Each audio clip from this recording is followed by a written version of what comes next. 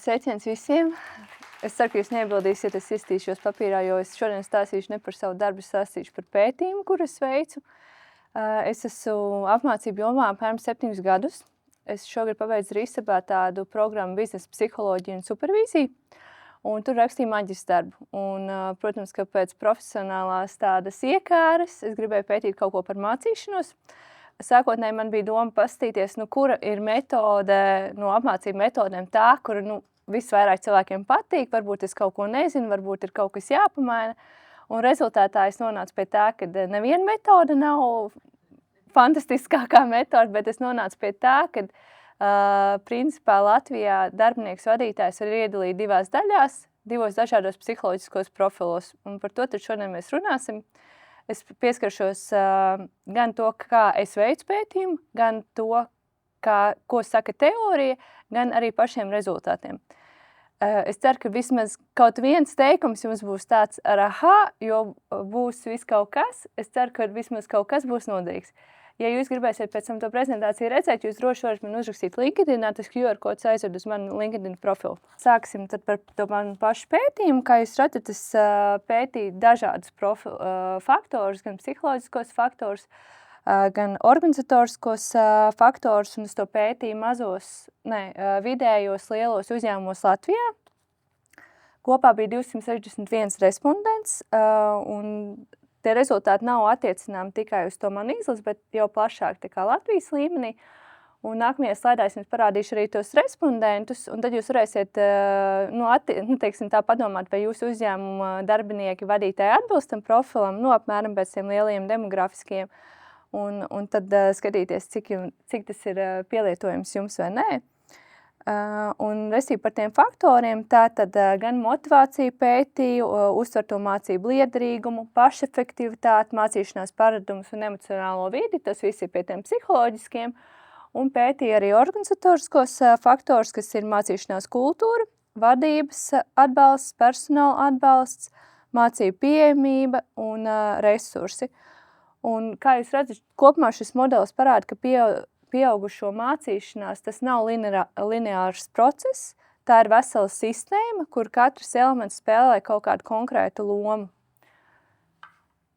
Tad iesim nedaudz dziļāk, tā kā par respondentu vecumu. Visvairāk bija cilvēki no 36 līdz 45 gadiem, bet arī ļoti daudz bija no 26 līdz 35.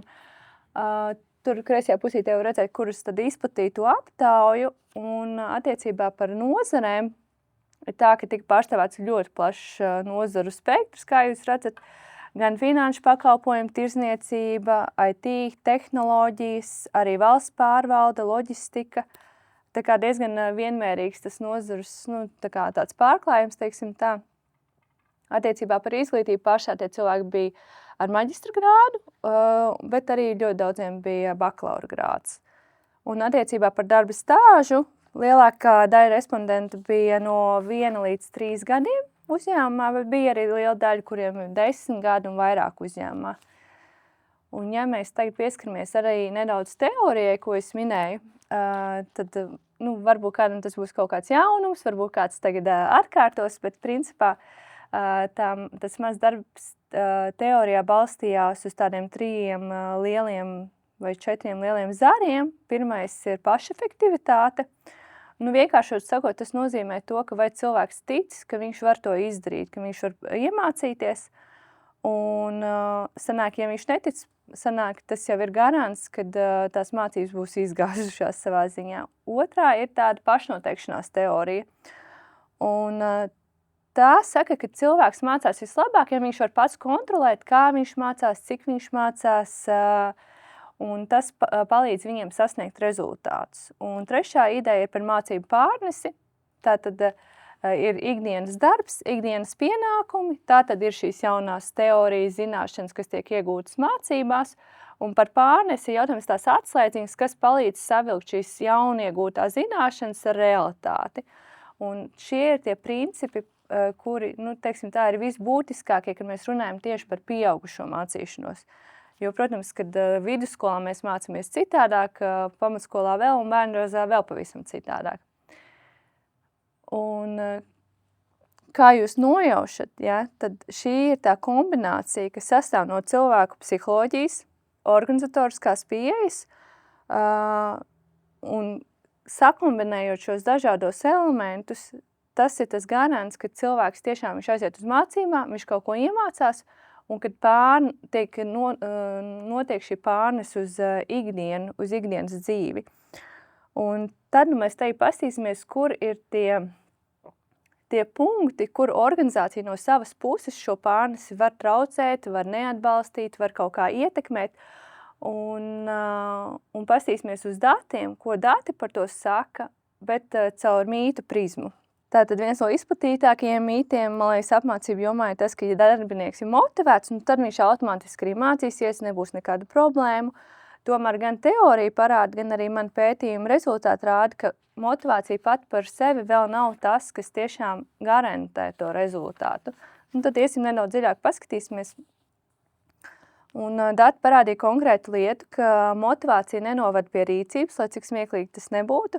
Un cilvēks pat, ja viņš var gribēt mācīties, bet ja viņš netic, ka viņš to prot vai spēs, ka viņš varēs, tas par to pašefektivitāti, ko es minēju, ka viņš vienkārši nesāks. Un pašefektivitāte principā visā darbā izkristalizējās kā spēcīgākais prognozētājs tam, vai cilvēks reāli mācās vai nē. Un kas tad ir tā pašefektivitāte? Kā mēs paši varam zināt, vai mēs esam pašefektīvi vai nē? Tātad tie cilvēki, kuriem ir augsti, viņi bieži iesaistās paši mācībās, viņi paši meklē mācību iespējas un arī paši ir ieinteresēti pielietot to apgūt praksē. Un savukārt tā, kuriem tā nav, viņi jau nav ne sliktāk, nekā. Viņi vienkārši ir citādāk, viņiem ir citas tās spēcīgās puses, bet ja viņiem šī pašefektivitāte nav, tad šie cilvēku grupa, viņi jau apstājās pašā sākumā.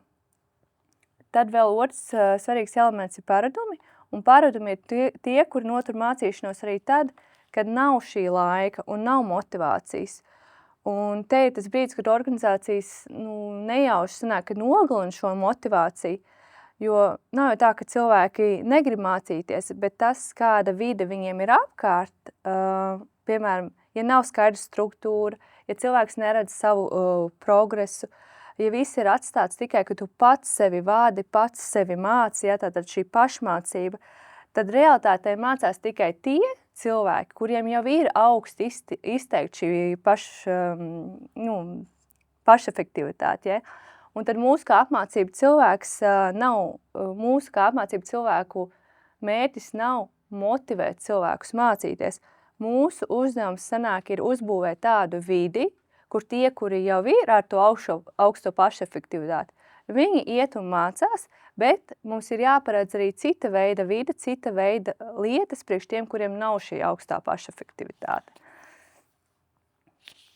Un tātad, sekojoši, tad parunāsim vairāk par digitālajām mācībām. Un nereti, man pašai arī bija tāds pieņēmums pirms pētījuma, ka digitālās mācības ir tāds universālais risinājums, ka ja ir apmācības sistēma, ja ir saturs, tad visi var mācīties. Taču pētījumā dati parāda, ka realitāte ir citādāka. Un, restīvi pētījumā rezultātu pašās beigās pēc visām metodēm, pēc visām analīzēm, tā izveidojās sanāk tāda kā klāstera analīze.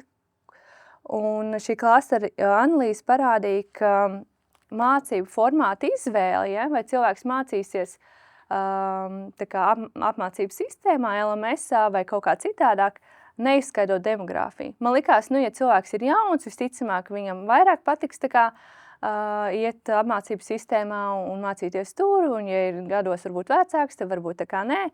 Bet īstenībā tā nav patiesība. Vismaz tas, ko rāda dati Latvijā vidējos lielos uzņēmumos šogad, tā nav patiesība. Patiesība ir tāda, ka ne dzimums, ne vecums, ne amats, ne uzņēmuma lielums nenosaka to, vai cilvēks gribēs iet mācīties tā kā apmācības sistēmā vai nē. Un tas, kas to nosaka, ir šis psiholoģiskais profils. Ko mēs no tā varam secināt, kad nav viens tāds zelta līdzeklis. Ir super, ka ir tā apmācības sistēma, un viņa arī ir superīga tieši priekš tiem cilvēkiem, kur tā ir tā kā dabiski, teiksim, tā vairāk paredzēta, bet ir arī jāpadomā par tiem alternatīviem formātiem. Un varbūt jautājums vairāk apmācību cilvēkiem nevis tā kā, kādu to apmācību sistēmu izvēlēties, bet arī kā mēs vispār dizainējam mācības kā tādas. Un atbildēji būtu jābūt, ka mēs dizainējam mācības visiem nevienādi, teiksim tā. Un tagad nedaudz par paradumiem. Un šis arī viens no mītiem organizācijās, ka paradumi neveidojas no pieejamības, paradumi veidojas no 3 elementiem. Tātad atkārtojums, konteksts un struktūra. Un ja mēs runājam vairāk par paradumiem, lai arī liktos, kad uzsvaram būtu jābūt uz platformu, vai tā ir ērta, vai tā ir viegli tu sasniedzama, vai kaut kas tam līdzīgs, īstenībā vairāk tieši par paradumiem ir tas, kā vispār organizācijā kā tādā uztver mācīšanos. Pat ne saistībā tiešām ar mācībām, bet ar ikdienas vidi, ar to, ka, ja es, piemēram, savā darbā ikdienā nokļūdos, kā tiek uzskatīta šī kļūda, ja? Vai tā ir iespēja mums visiem pamācīties un saprast, ka apmēram, jo cilvēks vairāk dara, jo viņš arī vairāk kļūdās, un tā mums ir iespēja visiem arī pie reizes pamācīties. Vai tomēr ir bišķiņ cita attieksme, ja darbinieks nokļūdās, darot reāli savu darbu. Un tātad tas ir tomēr arī svarīgi ne tikai protams, tā vide, ko es tikko minēju, bet arī, piemēram, struktūra organizācijā, tā mācīšanās struktūra. Piemēram, vai ir aizliegumi kaut kādi, jo tas nogalinās vairāk to mācīšanos vēlmi, vai piedošana saika. Restīvi, tie aizliegumi ir ļoti, ļoti svarīgi. Un sanāk, ja uzņēmumā ir tā apmācības sistēma, tad jāņem vērā, ka tas, ka viņa vienkārši ir, tas nemaina uzņēmumu darbinieku paradumus. Ir jāstrādā arī ar pašiem paradumiem.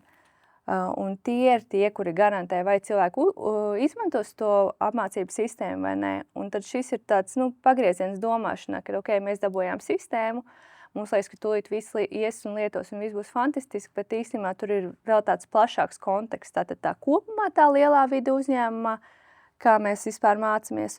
Un arī tas, vai mēs strādājam ar darbinieku paradumiem, vai mēs viņus tiešām veidojam, vai mēs viņiem palīdzam veidot šos paradumus, iet iekšā apmācības sistēmās. Un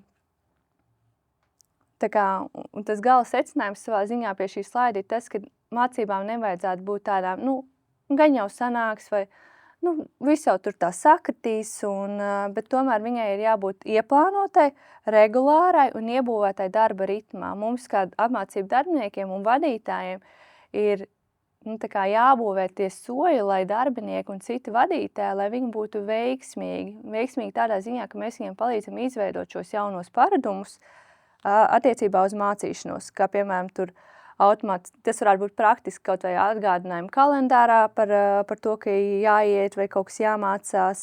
Un, restīvi, ar to apmācību sistēmu veidot struktūru, un no tās struktūras sanāk, ka tie darbinieki un vadītāji var veiksmīgāk mācīties un darboties. Un tagad nedaudz par vadītāju lomu. Un šeit ir viens no tādiem kritiskākiem punktiem, kā organizācijas var zaudēt tos motivētos cilvēkus. Teorijā tas saucās transfer climate. Principā tas ir par to, vai vide garantē to, ka mācības pārtot pēc tam attiecīgi rīcībā. Un šeit centrālais elements ir tieši vadītājs. Un sanāk, tas, ko parādīja mani dati, ir tas, ka ja darbinieks ir motivēts, bet ja viņam nav attiecīgais vadītāja atbalsts, pēc tam viņa rīcība netiks mainīt, vai viņš neies mācīties, vai viņš nepielietos tās zināšanas praksē. Šis ir, teiksim tā, viens no maniem tādiem lielākajiem personiskiem atklājumiem, tas, cik ļoti liela nozīme ir vadītājam par to, cik veiksmīgas būs mācību zināšana, pārnešana pēc tam praksē, ikdienā un tādā garā. Un tas īpaši attiecās uz tiem, kuriem ir tā zemā pašefektivitāte, ko es minēju. Ja? Tātad tie, kuri ir ar to zemāko pašefektivitāti, kāda viņi ir? Viņi ir ētāk paši uzsāk mācības, viņiem bieži ir grūti pabeigt, viņi apstājās kaut kur vidū, viņiem grūtāk tā kā saprast, kāda man no tā īsti jēga. Un šeit sanāk ir īpaša nepieciešamība vadītājiem iesaistīties īpaši ar saviem vai darbiniekiem vai kolēģiem un īpaši atbalstīt, bet neskatoties to, ka viņiem tiešām to īpašo uzmanību vajag, tomēr visiem ir svarīgi, jebkurai ar augstu pašefektivitāti, zemu pašefektivitāti, ir ļoti svarīgi iziet cauri tam ciklam, ka parunā pirms mācībām, lai saprastu, kāpēc tas ir svarīgi, un pēc mācībām, kā tas tiks integrēts un apgūts, un sanāk, ka vadītājs nemaz nav tāds kā atbalsta funkcija, viņš ir mehānisms, kas garantē, ka tā motivācija, ja darbiniekam no sākuma bija tā motivācija, vadītājs ir tas faktors, kas garantē, ka tā motivācija turpināsies un neapsīks un tā kā nenomirs, teiksim tā. Un jā, tā kā vadītājiem principā ir jābūt integrētam apmācību procesā, kas ir tāds interesants secinājums, jo, ja tā ir, tad tas ir lielāks garants, ka būs tā kā success story. Un tagad nedaudz par to, ka dažkārt liekas, ka ja mācības nestrādā, tad liekas, darbinieks nebija pietiekoši motivēts, viņam nav tur pareizā attieksme, vai tur varbūt lektors nebija tur tik interesants, vai tāpā nebija tur gaiss, vai viss kaut kas varētu būt, ja. Un tas, ko rāda dati rāda, ka bieži vien problēma nav cilvēkā. Problēma ir sistēmā. Un šeit svarīgi saprast, ko mēs saprotam ar vārdu sistēmu. Es ar to nedomāju tikai apmācības sistēmu, kas ir LMS, vai mācību programma, vai mācību tos ceļus, bet tieši tā vide, kurā viņš strādā. Tas, ko es minēju, ja es kļūdos savā, piemēram, darbā, kā tas tiek uztverts, vai mēs no tā mācamies, vai mēs nemācamies, arī kā vadītājs pats izturās pret mācībām, vai vadītājs pats regulāri iet uz mācībām, pirms mācībām pasaka darbiniekiem, ka es iešu uz tādām mācībām, tad pēc mācībām vai darbinieks atnāk un pastāst, ko viņš iemācījās, ko tas nozīmē mums ikdienā, kā mēs to savietosim tagad šīs jaunās zināšanas, piemēram, ar praksi. Savā ziņā vadītājs arī veido to vidi, veido to sistēmu, kas garantē, ka, ja vadītājs tā dara, tad arī man, kā darbiniekam, tā būtu līdzīgi jādara. Sanāk, ka vadītājiem vēl, ir liela loma, bet tagad sanāk, ir vēl lielāka loma, ne tikai sanāk, viņam ir jāatbalsta tie darbinieki, kuriem ir tā zemā pašefektivitāte, bet pašam ar savu piemēru arī jārāda, kā tad ir teiksim tā, mācības jāievieš dzīvē.